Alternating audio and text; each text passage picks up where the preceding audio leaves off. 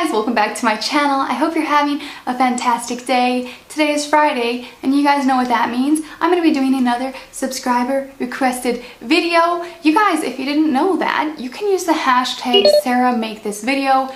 Hit me up on Twitter, Instagram, or Facebook and send me a video submission of a video that you would like to see, and I will pick my favorites and I will make those videos every Monday and every Friday. Today's video is going to be all about the German language. I got a few requests for a German video, like my experience with German, learning German, all that kind of good stuff. So I got a video submission from Matilda and I'll put that in right now. Hello Sarah, I would like to see a video about what you think about the language German, and it would be nice to hear you talking in German. And what do you think, it's hard to learn, or why you maybe don't like it, or all these things? That would be great. So I guess the best place to start is my whole experience learning German. So in my senior year of high school, I knew that I was going to go to Switzerland for college, so I started taking level 1 German in my senior year. So I was 17 years old and I was in class with a bunch of 13 and 14-year-olds, which obviously the age difference is not that big, but when I was 17 I thought wow, I'm with a whole bunch of kids in this German class, and that's where I learned basic. I mean, I don't even want to say I learned anything because you guys know how it is in high school. I'm sure a lot of you took high school Spanish and you can hardly say anything in Spanish anymore. So that's kind of how my German class was. I might have learned to count to 10 and a few colors, but really guys, I didn't take much out of that at all. I mean, I was a high schooler. Do high schoolers really care about what they're learning? I guess some do, depends on the people, but for me, I was all about getting out of high school. I always liked school, but I was just just gotta pass. Passing is always easy for me, so I didn't take the class too seriously, but I did learn a little bit of German. So after I graduated high school in 2009, I moved over to Switzerland, and yeah, to the German part of Switzerland, and I was yeah, I know German. I learned how to say hi and colors, and I'm gonna be just fine over here. And boy, was I wrong about that.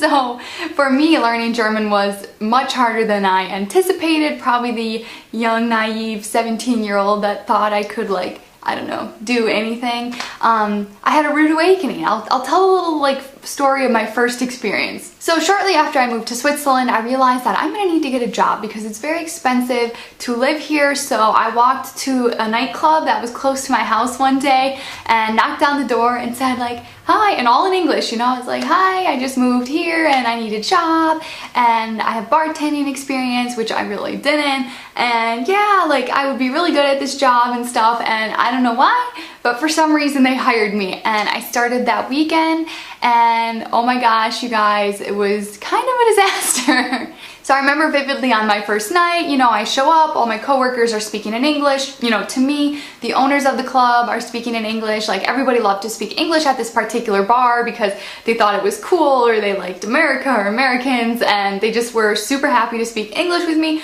So I was really excited until the nightclub opened and all the people started to pour in and talk to me in German, Swiss German actually, as I'm sure a lot of you guys know, because they do not actually speak German in Switzerland. They speak an extremely strong dialect that is more like its own language. So the club opened and people started to pour in, and one of the first things I remember is somebody coming up to me and trying to order a beer. Now, I didn't know he was trying to order a beer at that time. I had no idea what he was saying.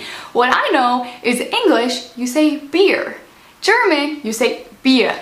And in Swiss German, they don't order beer, they say Stange. So the guy comes to the bar and he's Stange, Stange. And I'm what is he saying? I'm going up to my coworkers what is this guy saying? And they're laughing, they're he just wants a beer. I'm Stange, that's not beer I learned in German, and I just realized this is gonna be really hard, way harder than I thought. And yeah, sometimes the people were not always that patient and nice at that nightclub. They would start yelling at me, and that is basically how I learned. So a few more examples from that job. English, straw. German, Trinkhalm. I sound so stupid. Swiss German, Rolli. And I sound so stupid. Matthias is laughing. Rolli. I don't know. They don't roll it that much. Rolli, Rolli. I don't even know. More. Matthias, you say it. Röhrli. Yeah. It's even hard for me to pronounce to this day, but at least I can understand it. But basically, you guys hear the difference between Trinkhalm and Rulli. I had no idea what I was in for. I didn't know Swiss German. It was so drastically different than regular German. Another fun example, guys. This is gonna be a fun video. I remember when somebody came and they were trying to ask for a Kleenex or a tissue. So, English, tissue. German, they would either say Tempo or Taschentuch. Swiss German, Nastückli.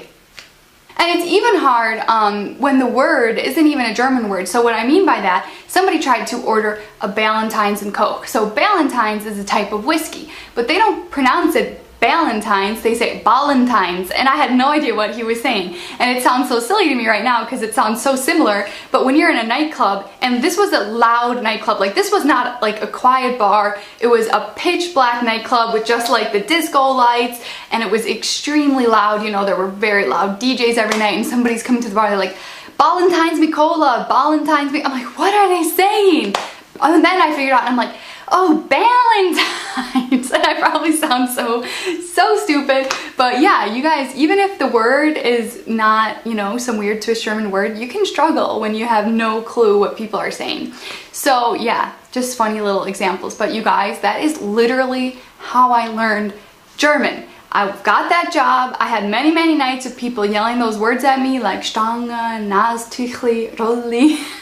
And eventually I started putting things together and I started to learn magically. I have no idea how, but it was really weird the first time when I would all of a sudden just say something in German and I didn't translate it in my head anymore. I just started to say it because I had picked it up somewhere. And the moment that started to happen, I was like, okay, I think this is what it feels like when you can kind of speak another language, because you're not translating things in your head anymore and you're not really thinking of the words, you just kind of know them because you've heard it somewhere and you just kind of start to put it together. So I did start feeling that happening, but it took me about 2 years. But the main issue is because, like I'm trying to explain to you guys, they don't speak German in Switzerland. So I shouldn't say they don't speak German. All Swiss people, they can speak German. They write in German. They go to school in German. All the books are in German. But when they talk to each other, they use their own dialect, and that's just how it is. And it's kind of hard for foreigners like me with their little bit of German thinking that they're going to get by, and you pretty much have to start completely over. So Matilda was also asking just what I think of the German language and like what did I think about learning it, and I'm gonna sing this part in German for you guys. Are you ready? Are you ready for this? Also, Mathilde fragt, was ich über die deutsche Sprache denke. Ich finde die deutsche Sprache gar nicht einfach zu lernen. Vor allem in der Schweiz, weil die meisten sprechen gar kein Hochdeutsch, sie sprechen Schweizerdeutsch. Schweizerdeutsch. Ich glaube, in Deutschland wäre es viel einfacher für mich, wenn du... My mouth hurts. Let me get these thoughts out, you guys. Wenn du richtiges Deutsch lernen willst, schlage ich vor, nicht in die Schweiz zu kommen. Im Moment kann ich Deutsch und Schweizerdeutsch verstehen, aber ich spreche gar nicht gerne. Gar nicht gerne. Ja, ich denke, meine Aussprache ist gar nicht so klar und auch nicht so schön. So yeah, those are all my thoughts. There's my horrible accent. I hope you enjoyed that because I'm probably not going to do that again anytime soon. Like, my mouth, you guys, it's just like, I am like struggling so bad with pronouncing words still. I think even after living 4 years in Switzerland, I had a really hard time with the pronunciation because it's just one of those things. And I know I pronounce everything wrong anyways because I learned German in Switzerland, so they pronounce everything completely different. So I just kind of feel like, I don't know, at this point, I don't know, guys, I don't know. But definitely, if you're thinking of moving to a foreign country, I think it doesn't matter what the language is. The hardest part is in the beginning when you're in that new country and you're excited and you don't understand what anyone is saying and you don't understand what is going on, and especially if you're in like a social environment. I personally felt like I couldn't show my personality, and I still to this day, I think people, they won't see my personality if I'm talking in German or trying to talk in German because I just cannot properly express myself. So at this point, I'm quite content just in my little bit of speaking abilities and understanding people. So I can sit, you know, in a room with people and, you know, get the jokes and understand what's going on and still have a good time. So typically what happens in my life nowadays, if I'm in a situation where everybody is speaking German, I will respond in English.